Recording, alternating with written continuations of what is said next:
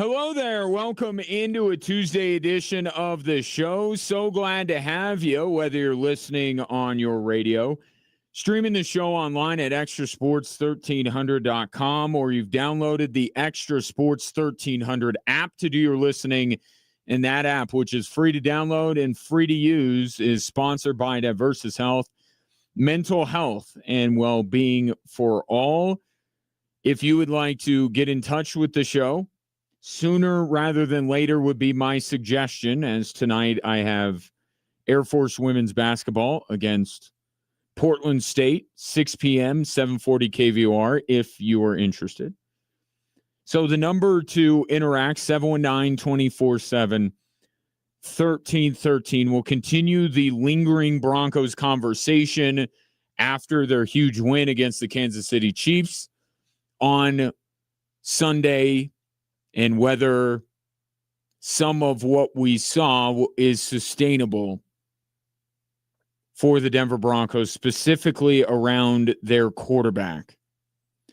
But I want to start with the Denver Nuggets and tell you that it's one game, but I think I prefer when Cam Johnson is playing defense and not scoring points. Because last night was the Cam Johnson breakout game for the Denver Nuggets, what we have been waiting for. And I said, give Cam Johnson 10 games and then assess. Well, game 11, he gets hurt. Game 12, he missed it due to that injury. And here's his 12th game, game 13 for the Denver Nuggets. And he had a great offensive performance last night. 6 of 12 from the field. 19 points, 5 of 7 from deep. And that's going to be like, look, he also, with Christian Brown out, he's going to be more of a cutter off of Nikola Jokic to try and get to the rim. But when the Nuggets are fully healthy, he's assuming Michael Porter's role in the offense, which is shooting threes. Now, he does other things, to my point, but he's going to have to hit threes. That's part of his gig, and it was, if you're a Nuggets fan, it's good to see him be able to do that.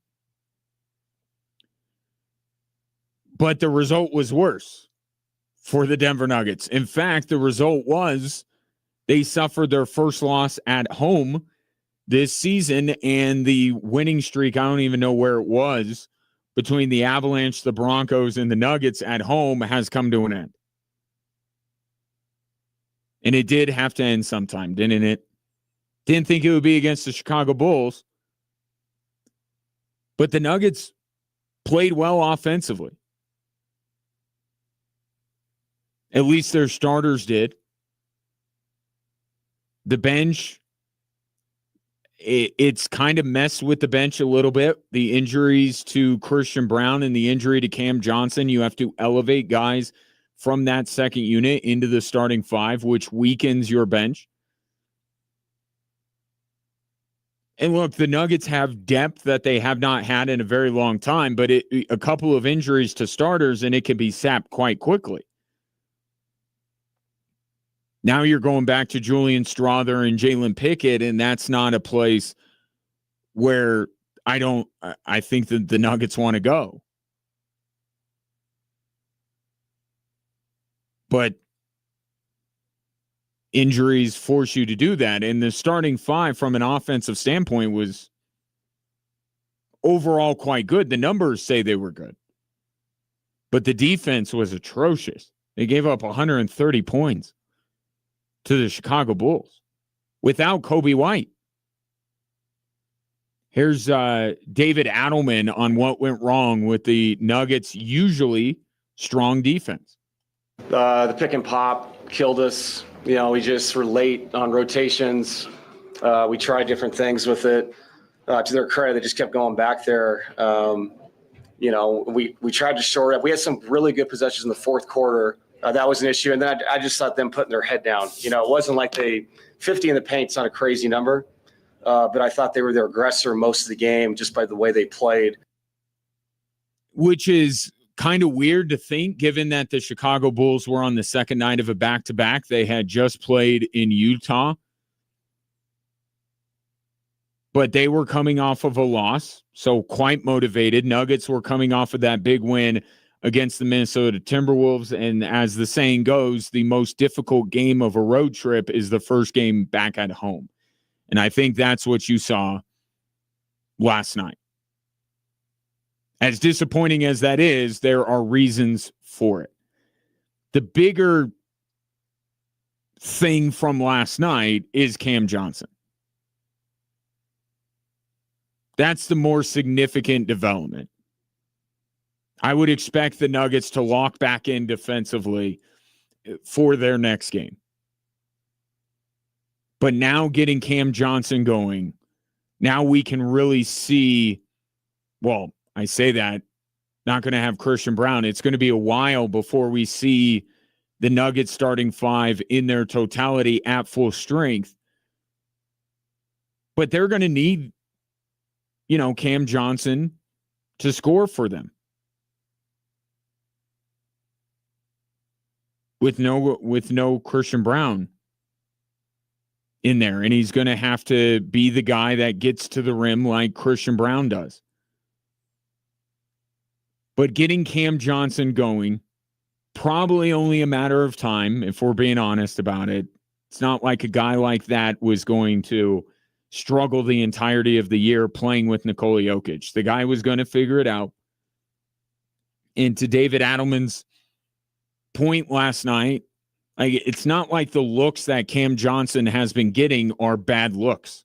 Yeah, Cam was good. And Cam took the same shots that everyone's been saying to Cam. What's going on with Cam? It's like, well, it's going to happen. Cam's going to make shots. That's the bottom line. That's why we've been patient with this. It was really, really good to see. There's always silver linings in these games as you work your way through a really long season. He was very confident to shoot the ball, 5 for 7 tonight. Hopefully that's just kind of a launching pad for Cam. I just think the biggest thing for Cam is just to continue just to take what's there. And there's going to be more there. Right? Tim Hardaway plays a very specific way, which actually is part of what the Nuggets want Cam Johnson to do. The roles are going to kind of be reversed. Tim Hardaway comes into the starting lineup for Christian Brown, being a three-point shooter. Cam Johnson is going to get more looks going to the basket with Christian Brown out of the lineup for the next 6 weeks. But you did see in the flow of the offense a more settled Cam Johnson. He wasn't as frenetic. I think that's my biggest takeaway from Cam Johnson early on in the season. Like just, Mackenzie Blackwood in the crease right now, Bo Nix in the pocket, Sunday notwithstanding. It was just a lot of, this is kind of jittery. Like he didn't quite know where to be and he was trying to look around and figure it out. But that's the big story of last night, is that Cam Johnson offensively got going. Hopefully that settles him in and he's able to, start to be the Cam Johnson that the Nuggets acquired. Now, the main reason for that move was to open up everything else that the Nuggets front office did in terms of adding to the depth, but Cam Johnson's got to be a productive player. Right? The teams in the Western Conference demand that everybody in your lineup at any given time produces. Whether it's against OKC, most notably, even against Minnesota, as good as Saturday was, as much of a catharsis as that was, and as much as and I said this yesterday, I don't know that you worry as much about the Minnesota Timberwolves as you did going into the season, given the way that the Nuggets have played against them in 2 meetings. But if they match up with Minnesota, the Nuggets are still going to need to be at their best, and Cam Johnson scoring the basketball is part of that. So we'll see where Cam Johnson goes from here. Again, he's going to have a bigger role with Christian Brown being out, or a different role at the very least. But now let's put the two sides of Cam Johnson together for the next game. Keep the offense, some semblance of that you showed last night against Chicago, but do what you do on the defensive end, which has been very good despite his offensive struggles to start this year. Nikola Jokic, what else is new? Triple-double. He's averaging for the month of November. He was just named yesterday the Western Conference Player of the Week again. He's going to win even on November 18th. I think it's a foregone conclusion that Nikola Jokic is the Western Conference Player of the Month here in a week and a half. In the month of November, he's averaging a 35-point triple-double. And his numbers last night, don't look at efficiency because I'm going to get to that in a minute. But looking at just the totals, 36, 13, and 18. 36 points, 18 rebounds, 13 assists. Those are eye-popping numbers. Watching the game last night, I don't know that Nikola Jokic played that well, at least by his standards.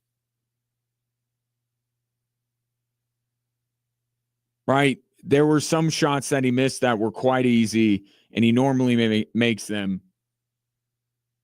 Other guys on the Nuggets were missing shots that they normally make, which is crazy. You think about how many points the Nuggets left on the table last night. They still put up 127.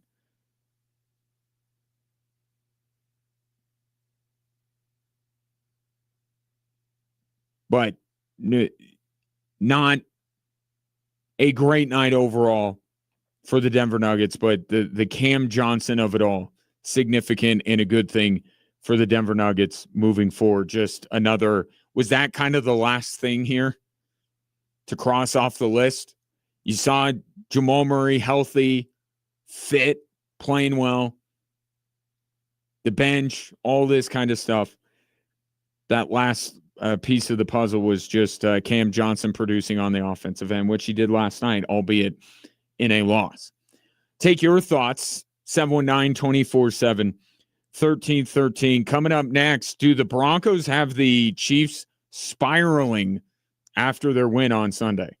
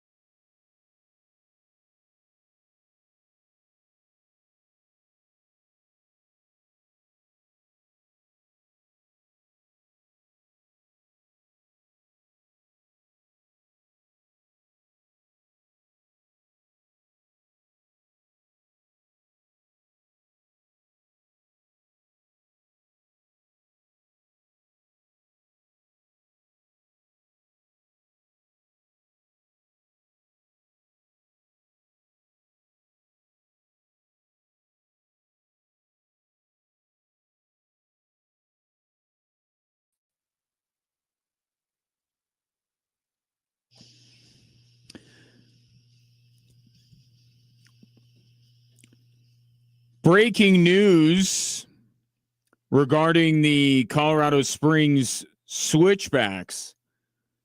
They have just named Alan McCann the next head coach. Alan McCann, if you recall, was the lead assistant under James Chambers. And now he becomes the next head coach of the Colorado Springs Switchbacks.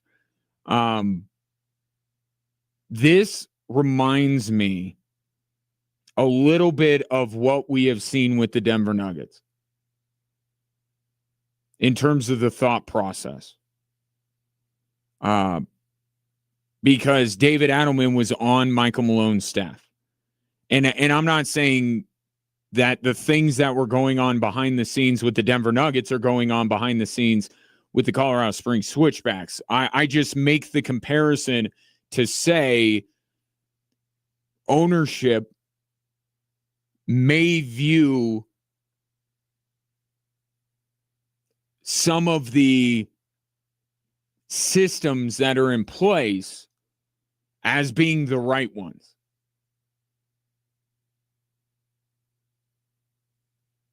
But as Brad Estes, the president of the club, said to me a couple weeks ago when he was on the show, the consistency, in his opinion, in the organization's opinion, was not where it needed to be. But this, I think, says from an organizational standpoint that they're not trying to necessarily reinvent the wheel.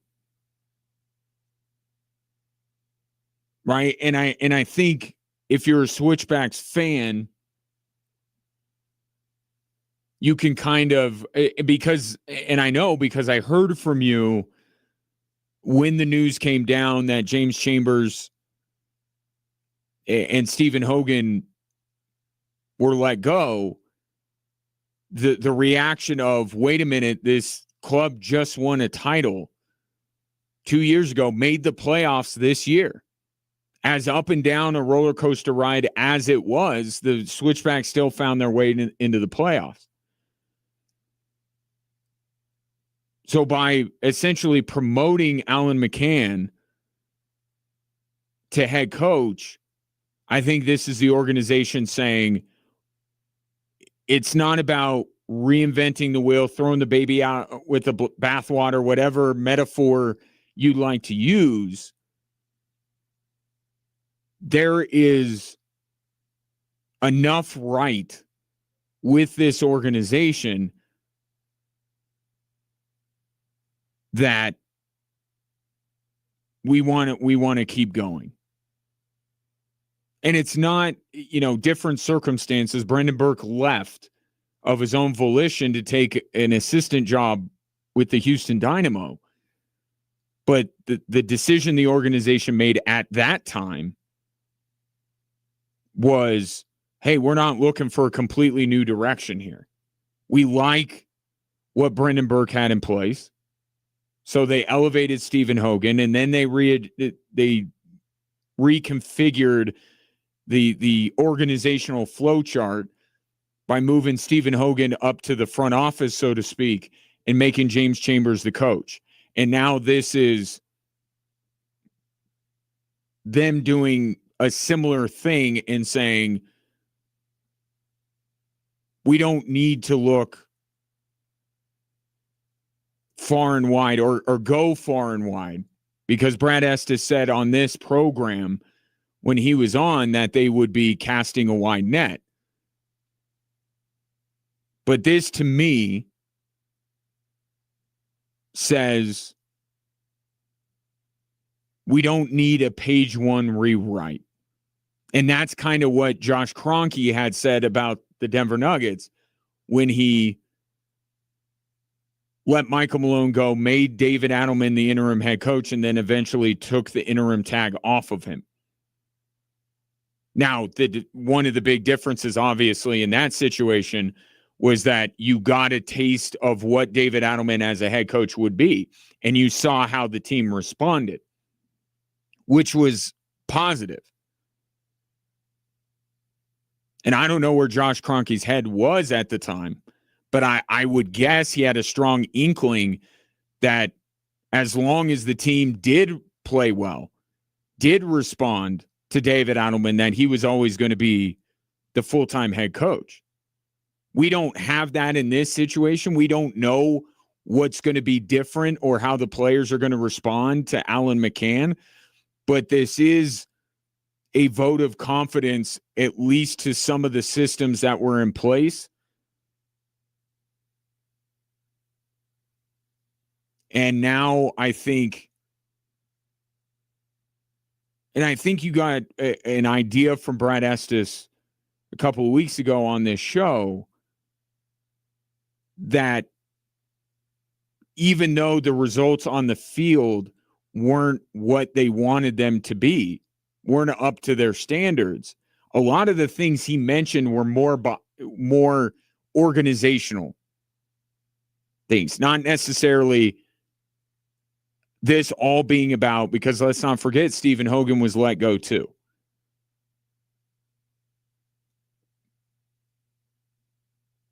So I think what this is the on-field product was good enough to maybe stay in-house, so to speak, and make Alan McCann the head coach. And the real heavy lifting, if you want to call it that, will be behind the scenes. It will be from a front office perspective, or, in terms of the way, where and what, how they train, player recruitment. Those were some of the things that Brad Estes mentioned when he was on this show. It seemed like when you listed all the things that Brad said, there were more things that don't always fall on a head coach. Right? It's more front office organizational stuff. So as I'm getting this breaking news along with you, I'm just giving my first blush reaction, and it is what was on the field this year may not have been good enough. How much of it was the players that were brought in?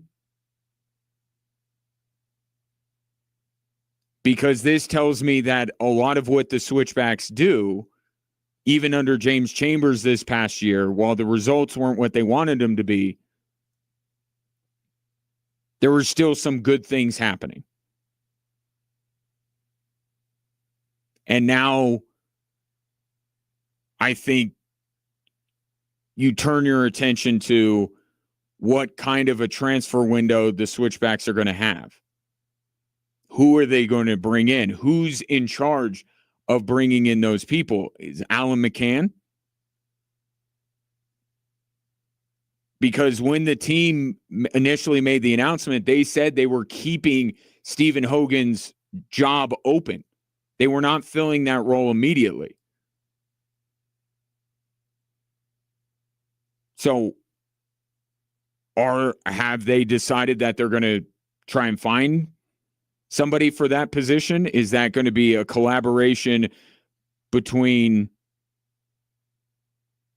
ownership, the board, and Alan McCann? Or is this Alan McCann show that he's going to be like that old Bill Parcells line? He's going to be shopping for the groceries and making the meal? That will all play itself out. And my hope, as I got people on it right now, trying to get Alan McCann on the show to talk to him about all of that stuff. So hopefully we can find a way to make that happen sooner rather than later. But that would be one of the questions I would ask Alan is, are you solely in charge of putting together this roster?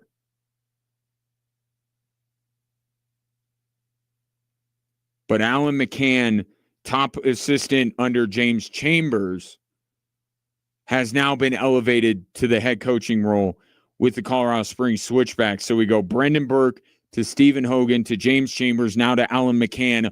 All of them came to Colorado Springs at the same time. And they're sticking with those ideas, those systems. And now the question is, how different is this team under Alan McCann? What different ideas does he have about roster construction, about tactics? That's what we wonder with David Adelman.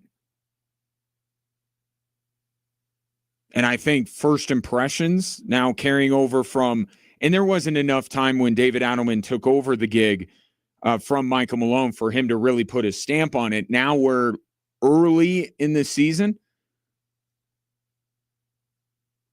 Different roster, which helps what the Nuggets are doing. I don't know that we're seeing a completely different Denver Nuggets team than under Michael Malone. There are a few differences here and there will be with Alan McCann. He's his own man.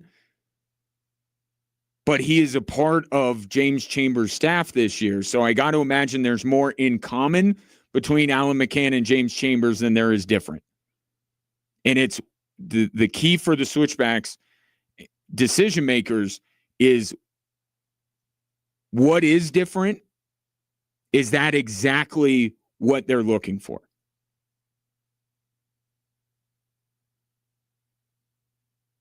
So Alan McCann, they moved quickly here. Brad Estes feels like he was just on the show not that long ago, and they have made their decision. But you got to move fast. This is a very short offseason.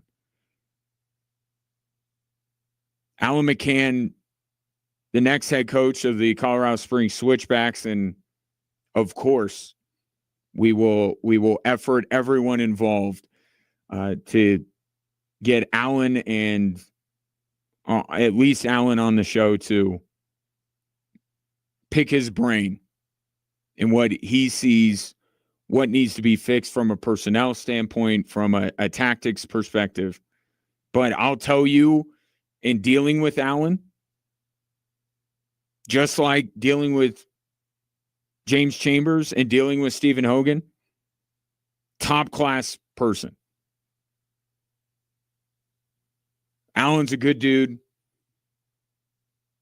I'm looking forward to having the chance to interact with him on a more consistent basis than I have previously. But if you're a Switchbacks fan, a lot of you know Alan McCann. He's been here for years, and you've probably talked to him at times. But I guess the culture, the type of people that are running the Colorado Springs Switchbacks on the field, seems like their ownership wants continuity there. Take your thoughts at 719-247-1313. Alan McCann named the next head coach of the Colorado Springs Switchbacks, replacing the guy he was the lead assistant for in James Chambers. Take a break and come back with your thoughts on that and also some NFL-related topics as well.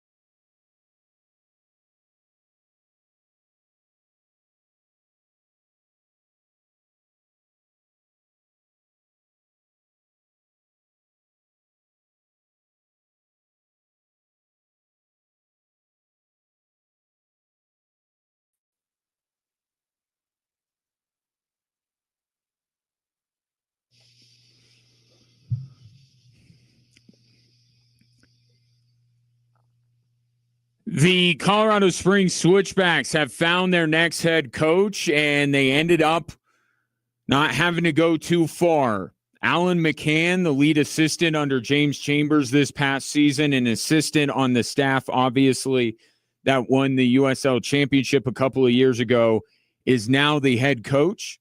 There was a statement released by the club, or by Alan himself. Quote, the immediate goal is to inject new energy to bring more of these moments to the city consistently, obviously talking about competing for championships. He continues, we have a committed core group of returning players and have added some new exciting key pieces already. We're looking forward to continuing the hard work in the offseason so that we can hit the ground running for the 2026 season. Now, in obviously some conversations have been going on just during the break. People who know, sources that are in the organization or have been associated with the organizations, Alan McCann was credited with some of the fines in terms of player personnel. It was a collaboration, of course. But he was one that certainly within the organization was credited for his eye for talent, Quincy Huerman being one of those players. So there's not the difference, but you know, what strengths does Alan? There's going to be some different than James Chambers, but that could be more tactical. That could be more, just mentality could be different. But then you also go to, well, what strengths does Alan McCann have that the owners, that Brad Estes, the president of the club, and the board hold in high regard? And in talking with people, it seems like Alan McCann's eye for talent is something that eye for talent and development, I should say. I should throw that in there because both of those things are very important. Eye for talent and good at developing the players, helping develop the players that the Switchbacks have brought in to the club over the last couple of years. So that is, that could be. I haven't talked to any of the decision makers yet, but I will, to get from them the reasons for making Alan McCann the head coach. But in talking with people at the Switchbacks, eye for talent and development. And I think that's what you're going to hear from Brad Estes or the club in general about what they value most in Alan when it comes to Alan McCann. And that would clue you in on perhaps some of the roster decisions this team will be making in the Alan McCann statement. They've already added players.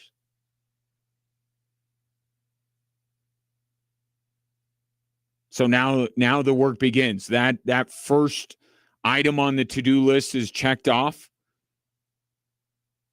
for Brad Estes and the board. And now it's having Alan McCann fill out his roster. I mean, the championship for the title match for the USL championship is this Saturday. By the way, the team, I don't know if you've lost touch after the Switchbacks were eliminated. FC Tulsa is playing for the championship this Saturday. But after that, and this having gone through it last year as a fan, You celebrate the title, and then you're like, wow, the schedule's released, and you're already making your plans for the upcoming year. So it's going to move fast. And that first item on the to-do list is now checked off as Alan McCann is the new head coach of the Colorado Springs Switchbacks. More on this, obviously, as we move through the week. And I welcome your thoughts at 719-247-1313. Let's get to that text line, by the way, with some fallout. I'll call it fallout. If you're a Broncos fan, you probably don't want a negative word being used when it comes to what happened on Sunday at Empower Field. I'll call it fallout. SoCal Dave checking in because he has a vested interest in the AFC West race, not regarding the Denver Broncos, because the fact of the matter, and I guess I should just call it now that the Broncos are going to win the AFC West. I don't know why I would hedge. They're going to win the AFC West, barring something completely unforeseen.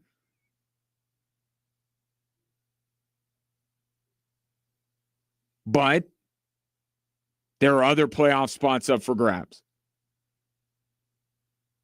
And right now, Kansas City is we just went from 2 weeks ago. Chiefs are riding high. They lose to Buffalo, but I don't know that a lot of people, were burying the Chiefs because they lost a shootout to Josh Allen in Buffalo. We've seen that movie before. Buffalo beats Kansas City during the regular season. What happens in the playoff? And then the Chiefs went into their bye week. So all good there. But now, after this Broncos loss, it's back to the sky is falling in Kansas City. And I don't think it's unwarranted. I don't think it's unwarranted right now because they're running out of time. And they don't control their own destiny. Right? They kind of did, even though they were behind Denver. They kind of controlled their own destiny because they had both games against Denver, another game against LA. Well, now they're not going to beat the Broncos in any tie-breaking scenario, even if they win on Christmas. Now that's out. Now they're scrapping and clawing to try and get a wild card spot.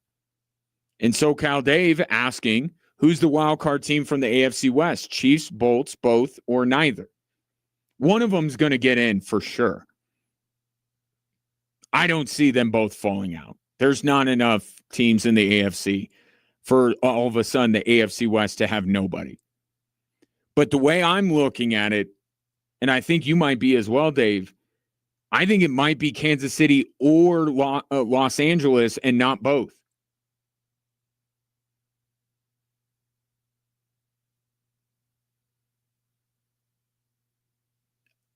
I am going to say, because of the injury situation with the Chargers, I would go with Kansas City. Now, could they both get in? Potentially. But the Chiefs' path here is that they got to get in at the expense of the Chargers, whether that's just jumping over them and then the Chargers ultimately slot in right behind Kansas City and knock out, let's say, Jacksonville.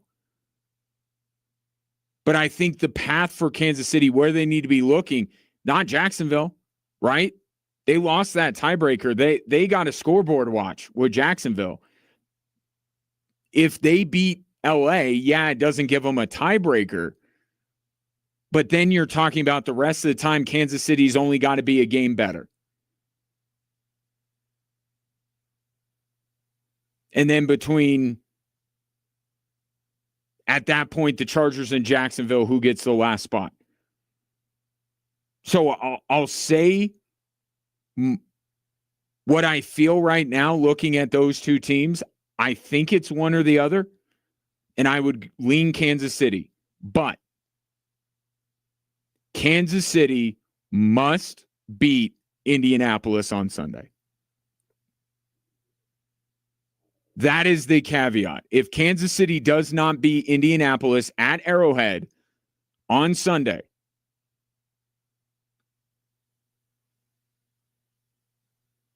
then they might be done. Kansas City might be done, even with a matchup remaining against the Chargers.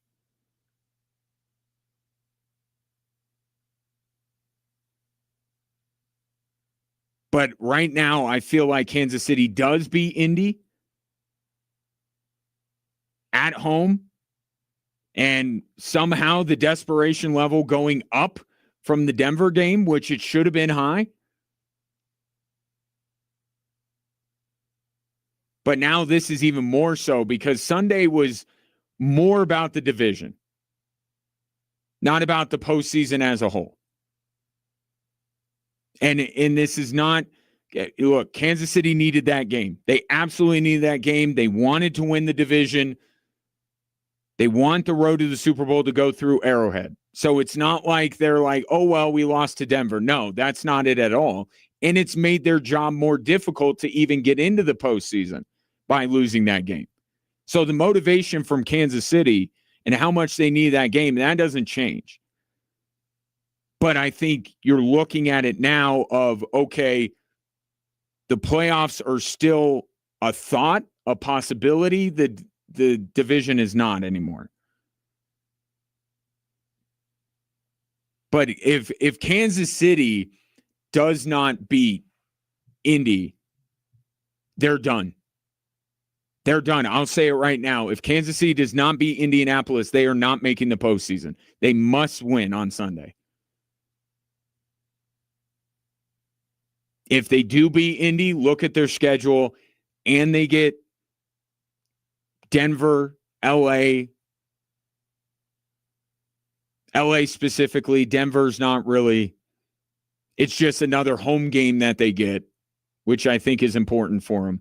Look at the Chiefs' schedule down the stretch. If they beat Indy, I think they're going to get in, which coincidentally would help out the Denver Broncos if Kansas City were to beat Indy to get the number 1 seed. To wit, if the Broncos, this from the 719, if the Broncos win the AFC West, do you think they will have the number 1 seed in the AFC? And I just answered that question because if Kansas City doesn't beat Indy, it obviously helps the Broncos get closer to cementing the AFC West. But the answer would be not necessarily. And I got to see who Indy has. I think that's why I know you're going to throw up in your mouth a little bit if you were to say these words. So allow me to do it on your behalf. I think if you're a Denver fan, you want Kansas City to beat Indy. You slayed that dragon, right? Maybe you're worried about Kansas City meeting up with the Broncos in the playoffs. Maybe you are, maybe you aren't. But maybe you don't want Kansas City in at all. But if you want the number 1 seed, you need Kansas City's help. This is what the Colts have going forward. Not an easy schedule by any stretch of the imagination, but they're at Kansas City, home against Houston. They got Houston at home. They got both games against Jacksonville, which Jacksonville's good. I don't know that they're an elite team, but maybe let's just say they split against Jacksonville. So they're 8-2. Let's set aside the Kansas City game. They beat Houston at home. That makes it 9-2. Jacksonville, let's say they split. So there's 10 wins. They go to Seattle. Not an easy trip. They have San Francisco at home. I don't know who's going to be the quarterback for San Francisco. That's not going to be an easy home game. And then you go, they have both games at Houston. To Houston, to Jacksonville.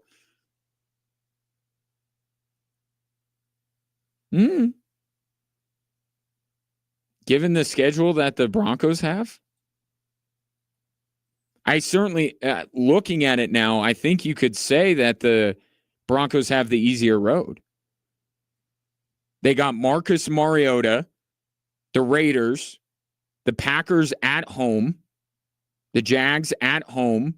They go to Arrowhead and they host LA in a game that probably means more to LA at that point than it does to Denver.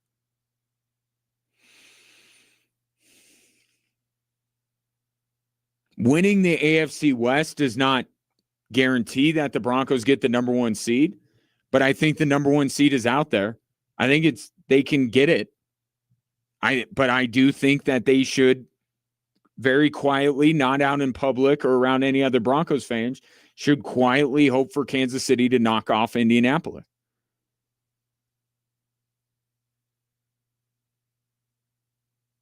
Because it would benefit them. It would. And I'll say this in the wake of Sunday's win, I think that the Broncos should absolutely want the number 1 seed. I think they need to get the number 1 seed. I don't think they want to go back to Indianapolis with those skill position players indoors. I mean, it would be a fast track for Benito and Cooper and all that.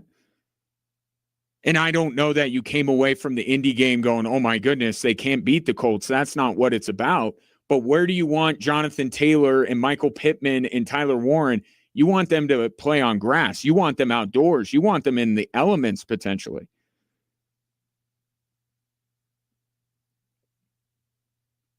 And then how confident do you feel about the Denver Broncos going to New England?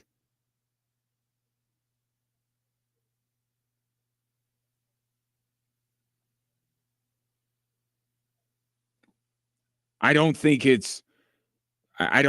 say they'd have no shot against New England in Foxborough, but I think you want that game at home.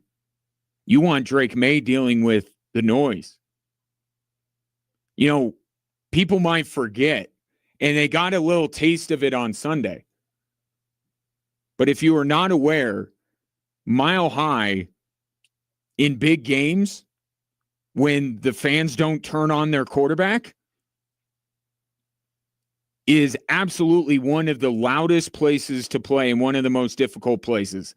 If I'm the Denver Broncos, and heck, the Avalanche and the Nuggets too, you want the path to a championship to run through Denver. So any idea that the Broncos may put it in cruise control or whatever, no. I think they're going to keep their foot on the gas. I think Sean Payton is telling his team, we want the 1 seed. Not for the bye necessarily, but for getting the road to a Super Bowl to go through Denver, and especially looking at some of the other teams that are conceivably in the mix as division winners. And let's also not forget that there's a path here. It's becoming more difficult by the day, but there's a path for Buffalo to still win their division. You want to go back to Buffalo? But I don't even think you want to go to Foxborough, and I think you want to make the Colts offense play in the elements or at least play outdoors. So I think this needs to be a stated goal from the Broncos from here on out to get that number 1 seed, which it's not really AFC West related. Just look at how the schedules line up. And I guess I got to rope New England in all of this too. I guess my mind is just on Indy because that's the team that the Broncos don't have the tiebreaker over, that they would need to beat outright in order to be the number 1 seed. I think I like Denver's path a little bit better. Yeah, they still go to Arrowhead.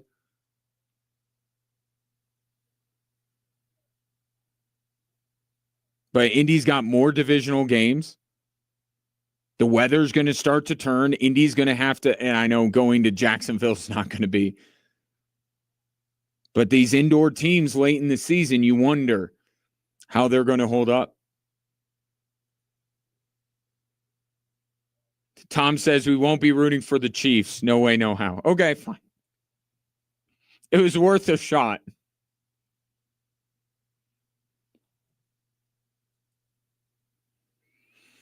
So, yeah, I think that the Broncos. I think they need the number 1 seed. You see how much different this team. Now, look, a running game travels and a defense travels. So the Broncos definitely have one of the two things that does travel. So if the Broncos don't get the number 1 seed, I don't know that you're like, okay, it's a wrap. There's no way they're getting through. But how much better? I'm thinking about the offense. I'm thinking about Bo Nix.